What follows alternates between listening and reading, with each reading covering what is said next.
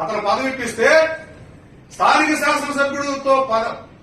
శాసనసభ్యుడితో సహకారంతో అయ్యారన్న లాయల్టీనో ఇంటిగ్రిటీనో కలిగజేసో నాకైతే కలవదు. కానీ నేను ఇన్ఛార్జ్ గా ప్రకటించిన తర్వాత ఎప్పుడు నన్ను వచ్చి అతను కలవరా.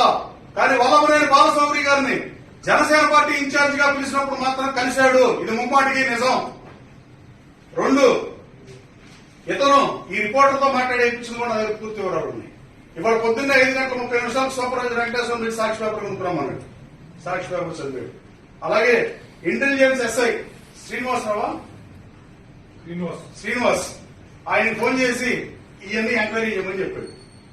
అరే బాబు, రాజకీయాల్లో రాకముందు నీ స్థాయి ఏంటి, నీ బతుకేంటి, నా బతుకేంటి, నా ట్యాక్స్ నేను అమెరికాలో నా ట్యాక్స్ నేను కట్టేదే 2 మిలియన్లు. నువ్వేం చేశావు, నువ్వేం చేసి డబ్బు సంపాదించావు నువ్వు చెప్పాలి, ప్రజలకు చెప్పాలి. నువ్వు వైసీపీతో అంతకాడికి నిజమా కాదా? రామవరపాడులో నా గుండెల మీద నా బొమ్మ గాని ఇక్కడ గాని నా ఫోటోలు ఇస్తున్న 45 మంది నియోజకవర్గం ఏమి చేయాలి ఎస్సీ సోదరులు.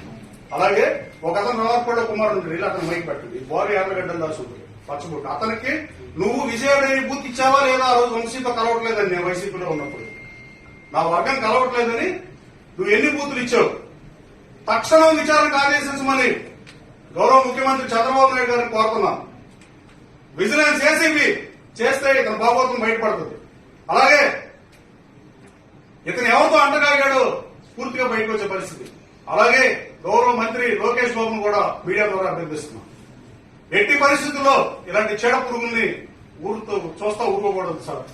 ఇక్కడ ఎలాంటి పరిస్థితులు ఉన్నాయంటే ఇతను మేనేజ్ చేత్తంలో అందరినీ మేనేజ్ చేస్తారు. నా కోసం నేను ఇన్ఛార్జ్ గా ఉంటే ఏ రోజున నా విజయాన్ని కాంక్షిస్తూ నా ప్రచార రథం ఎక్కలా, నా ఎక్కపోతే ఎక్కిపోయాడు, నేనే ఉంది ఇన్ఛార్జ్ ఆ రోజు ఇవాళ ఎమ్మెల్యే అంతే.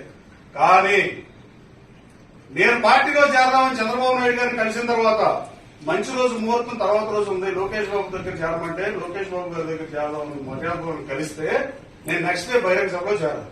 కానీ నా నియోజకవర్గంలో లోకేష్ బాబు పాదయాత్ర నడుస్తుంటే నేను ఇవాళ చేరకుండా రేపు చేరడం కరెక్ట్ కాదని నా డ్రైవర్ని షూస్ తెచ్చిపెట్టి బాబు ఇంటికి వెళ్ళని చెప్పి వాకింగ్ చెప్పులేసుకెళ్ళాను.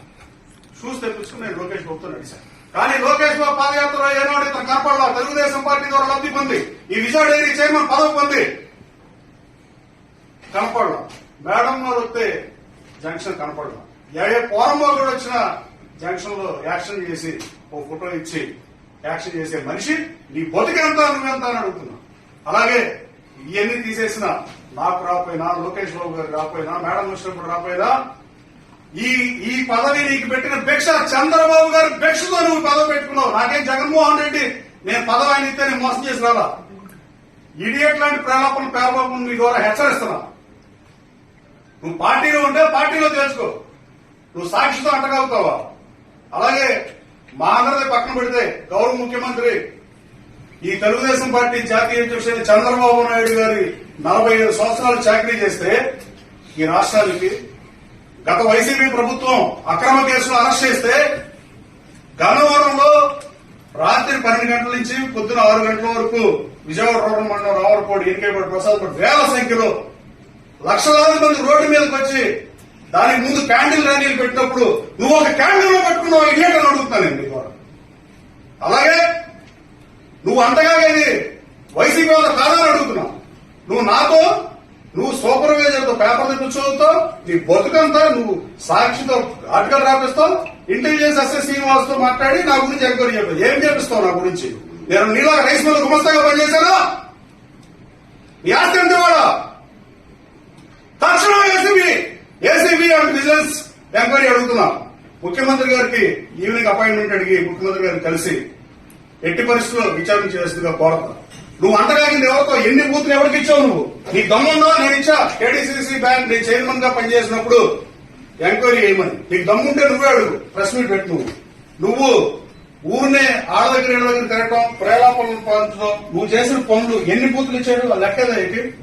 నువ్వు చైర్మన్ గా 2019 మే 22న ఎన్నికల కౌంటింగ్ ముందు